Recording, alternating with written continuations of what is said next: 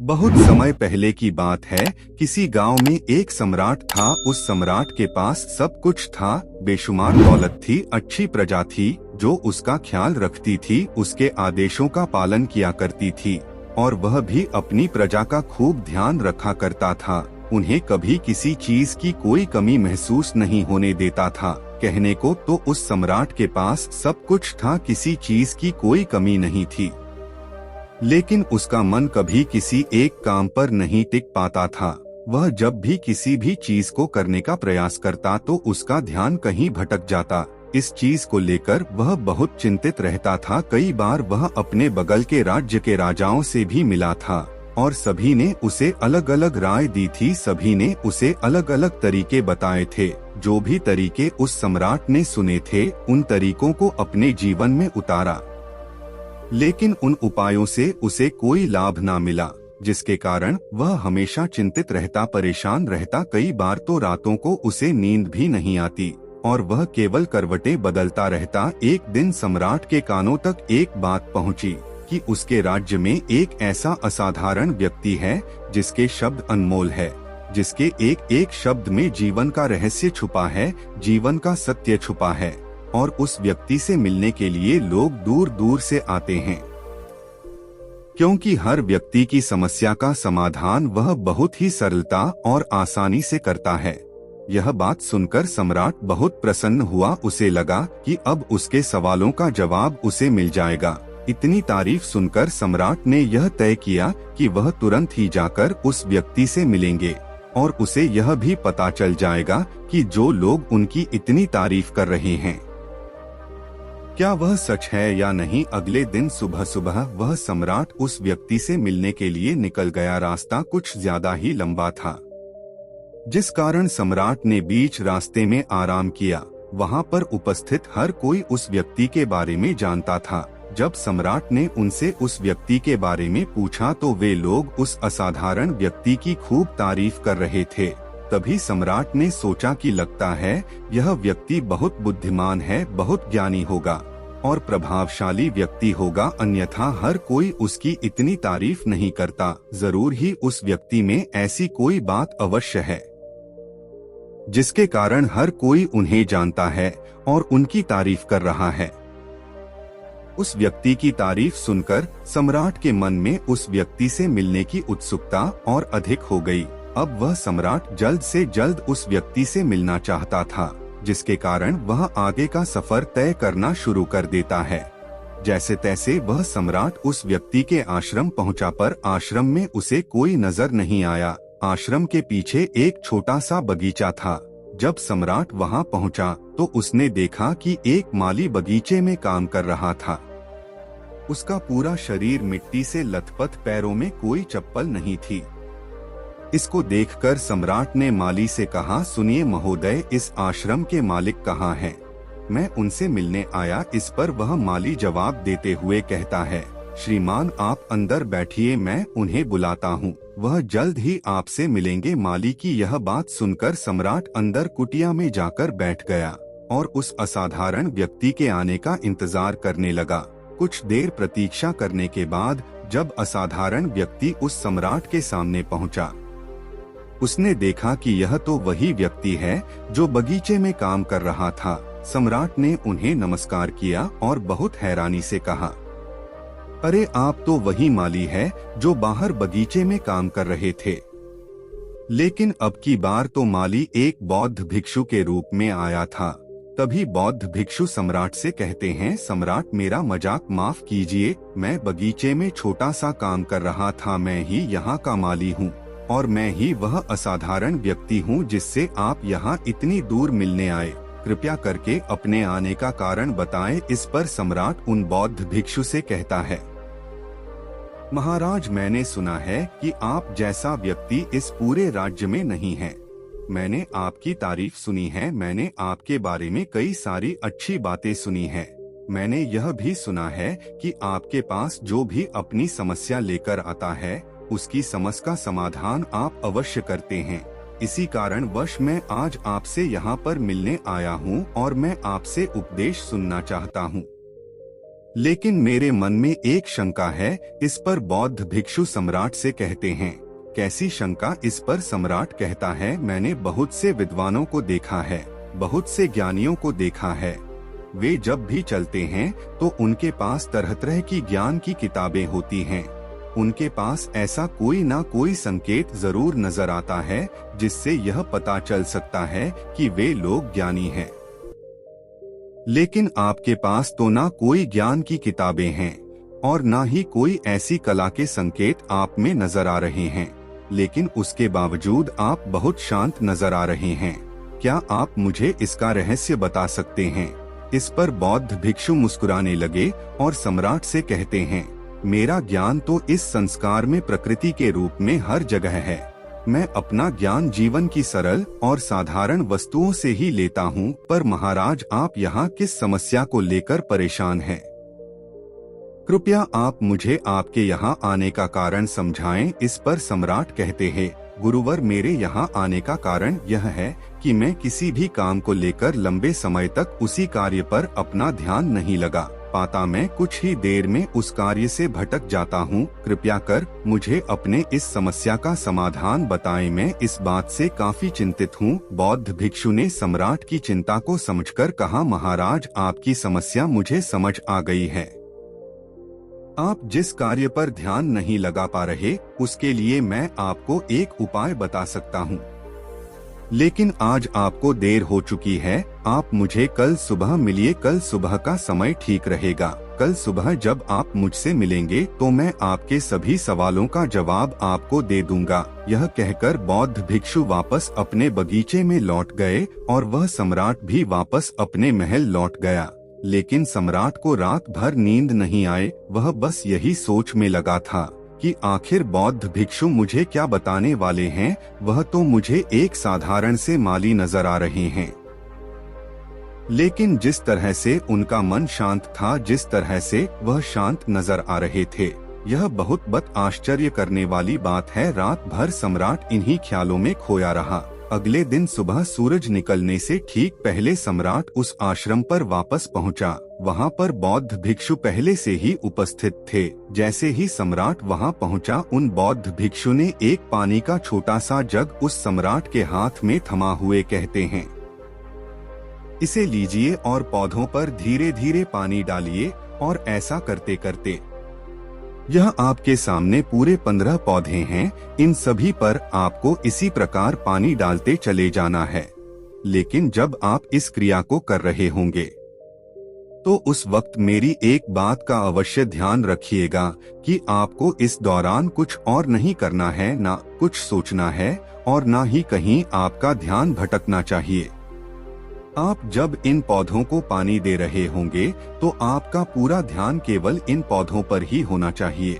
यदि इस बीच आपके मन में कोई विचार आए तो वहीं पर रुक जाइएगा और फिर दोबारा से पहले पौधे से पानी डालना शुरू कीजिएगा। और जब आप मेरी बात मानकर ठीक इसी प्रकार इन सभी 15 पौधों को पानी दे देंगे, तब आप मेरे पास आइएगा और मैं आपके सभी सवालों का जवाब आपको दे दूंगा। उस सम्राट ने आज तक ऐसा कोई काम नहीं किया था और सम्राट को यह काम बहुत छोटा सा लग रहा था। सम्राट पहली बार ऐसा कोई काम करने जा रहा था। उस पानी के जग से पहले पौधे पर बहुत ही ध्यान पूर्वक पानी दिया और फिर दूसरे पौधे की ओर आगे गया। दूसरे पौधे पर भी उसने ध्यान पूर्वक पानी दिया। फिर उसने तीसरे पौधे पर पानी देना शुरू किया ही था कि उसके मन में तरह तरह के विचार उत्पन्न होने लगे। उसे अपने महल का बगीचा याद आने लगा, जहाँ पर तरह तरह के फूल थे, तरह तरह के पौधे लगे हुए थे। तभी अचानक उस सम्राट को उन बौद्ध भिक्षु की बात याद आ गई। यदि मन में कोई भी विचार उत्पन्न हो तो उसे फिर से पहले पौधे से पानी देना शुरू करना होगा। तुरंत ही पहले पौधे के पास वापस पहुंचा और उसने फिर से पहले पौधे को पानी दिया। दूसरे पौधे को उसने फिर से ध्यानपूर्वक पानी दिया। जैसे ही वह तीसरे पौधे पर पहुंचा, उसके मन में फिर से कई तरह के विचार उत्पन्न होने। अब की बार यह सोच रहा था, पता नहीं मेरे बिना मेरे साम्राज्य में क्या हो रहा होगा। और अब की बार सम्राट को बहुत क्रोध आने लगा। उसने सोचा कि आखिर में यह छोटा सा कार्य क्यों नहीं कर पा रहा हूँ। वह तुरंत ही फिर से पहले पौधे के पास पहुंचा। उसने अब की बार बहुत ध्यानपूर्वक पहले पौधे को पानी दिया, दूसरे पौधे को भी ध्यानपूर्वक पानी दिया। ऐसे करते करते अब की बार सम्राट करीबन 5 पौधों में बहुत ही ध्यान पानी दे चुका था। लेकिन अब की बार जैसे ही उसने छठे पौधे पर पानी देना शुरू किया, उस पानी को देखकर सम्राट के मन में नदी के विचार उत्पन्न होने लगे और सम्राट अब बहुत परेशान हो चुका था। जितनी बार वह पौधों को पानी देने का प्रयास करता है, हर बार वह असफल हो जाता। उसका मन उतना ही ज्यादा व्याकुल होता जाता और वह खुद पर क्रोधित हो जाता है। सम्राट यह बात बहुत अच्छी तरह से जानता था कि वह भिक्षु उसकी परीक्षा ले रहे हैं। वह बहुत बुद्धिमान था, इस कारण उसने उन बौद्ध भिक्षु के सभी नियमों का पालन करना जरूरी समझा। सम्राट जितनी बार भी कोशिश करता है, हर बार वह असफल हो जाता। उसका मन उतना ही ज्यादा व्याकुल होता जाता है, हमेशा खुद को किसी न किसी विचार में उलझा हुआ पाता। ऐसे ही करते करते सुबह से शाम का वक्त हो चुका था, लेकिन अब तक वह सम्राट पूरे 15 पौधों में पानी नहीं दे पाया था। जब बौद्ध भिक्षु लौटकर शाम को वापस आश्रम लौटे तो उन्होंने देखा कि वह सम्राट थक हार कर बैठा हुआ है और तरह तरह की बातों में उलझा हुआ है। तभी बौद्ध भिक्षु सम्राट के पास पहुँचे और कहने लगे, हे सम्राट, मैं तुम्हारी ईमानदारी से बहुत खुश हूँ। तुमने अपने कार्य को पूरे मन और लगन के साथ करने का पूरा प्रयास किया, इसलिए जो बात मैं तुम्हें बताने जा रहा हूँ उसे बहुत ही ध्यानपूर्वक सुनना और समझने का प्रयास करना। जब हमारा मन विचारों से खाली हो जाता है, तब उसमें मन का असली स्वरूप नजर आता है। तब साधारण से साधारण सा काम भी हमें ज्ञान और शांति देता है। इस पर सम्राट उन बौद्ध भिक्षु से कहता है, हे महाराज, पर यह कैसे संभव है? मैं तो जब भी कोई कार्य करता हूँ तो मन में कई तरह के विचार उत्पन्न होते हैं और मैं उन विचारों में फंस कर रह जाता हूँ और वहाँ से बाहर निकलने का कोई रास्ता मुझे नजर नहीं आता। तभी बौद्ध भिक्षु मुस्कुराने लगे और सम्राट से कहते हैं, हे सम्राट, तुम पौधों में पानी नहीं डाल रहे थे, तुम तो जल्दी जल्दी अपने इस कार्य को बस खत्म करना चाहते थे।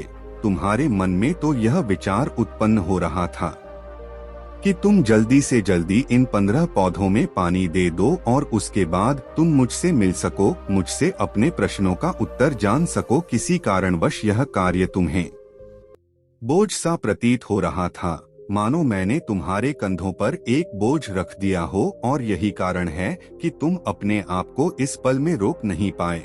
जब हमारे सामने रखा हुआ कार्य बोझ लगता है तो हम उसे बस जैसे तैसे खत्म करना चाहते हैं और उस काम को करते समय हम अपना पूरा ध्यान उस कार्य पर नहीं दे पाते। किंतु अगर तुम इस पल के महत्व को समझ पाते, इसके महत्व को महत्व दे पाते और केवल पौधों और पानी पर ध्यान देते, तो तुम्हें कोई भी विचार परेशान नहीं कर पाते। इस पर सम्राट कहता है, हे महाराज, मुझे आपकी यह बात समझ में आ रही है कि मैं जल्दी जल्दी इस कार्य को खत्म करके आपसे मिलना चाहता था, जिस कारण मेरा मन इस कार्य में पूरी तरह से नहीं लग सका।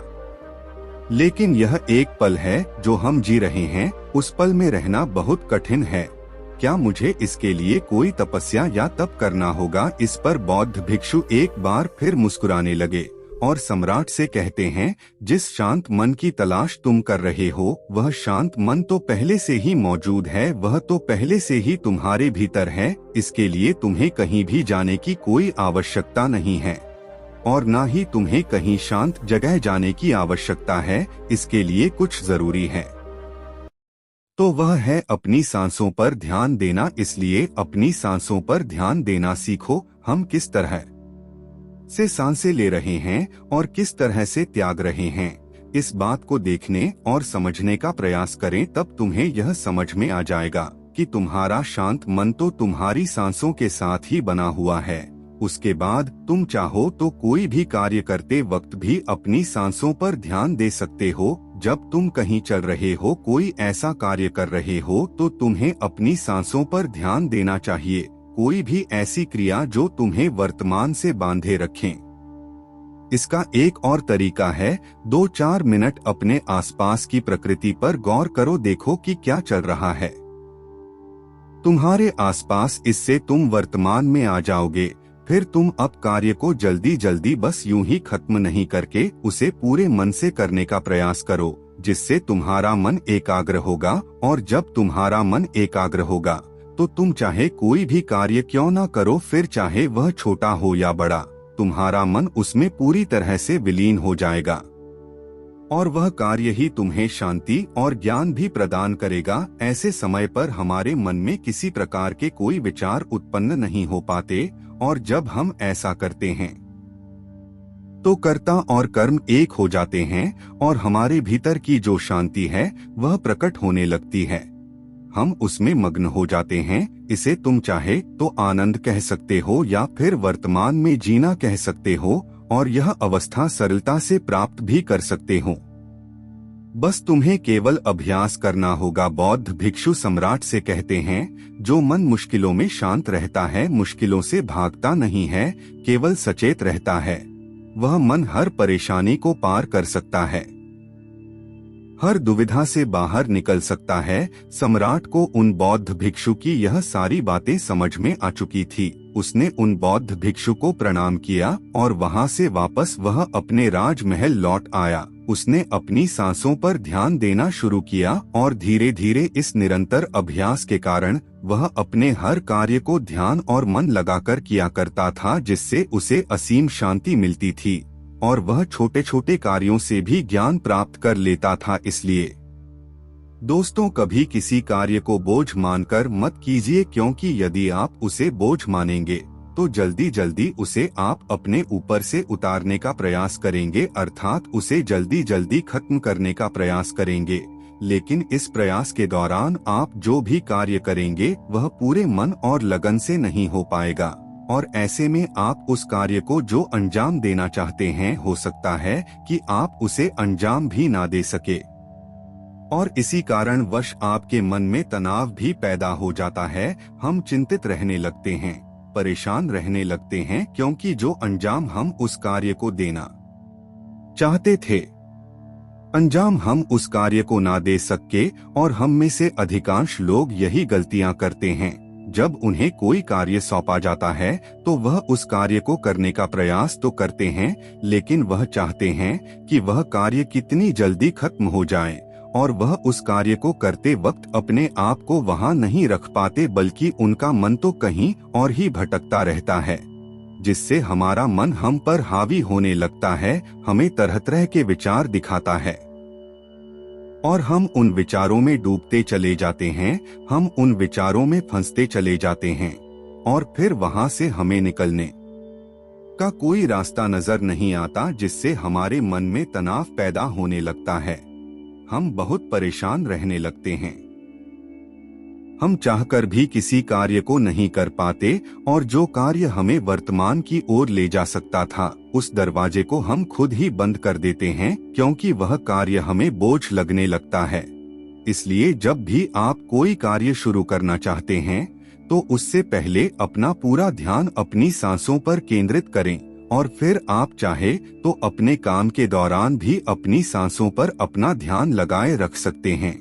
और यही सांस का जो ध्यान है, यह आपके काम के ध्यान में परिवर्तित हो जाएगा, और इस कार्य में जो भी कठिनाइयां उत्पन्न हो रही हैं, उसे आप पल भर में सुलझा देंगे। फिर चाहे कैसी भी विपरीत परिस्थितियां आपके सामने क्यों न आ जाएं, आप उस कार्य को पूरे मन और लगन के साथ पूरा करके ही रहेंगे।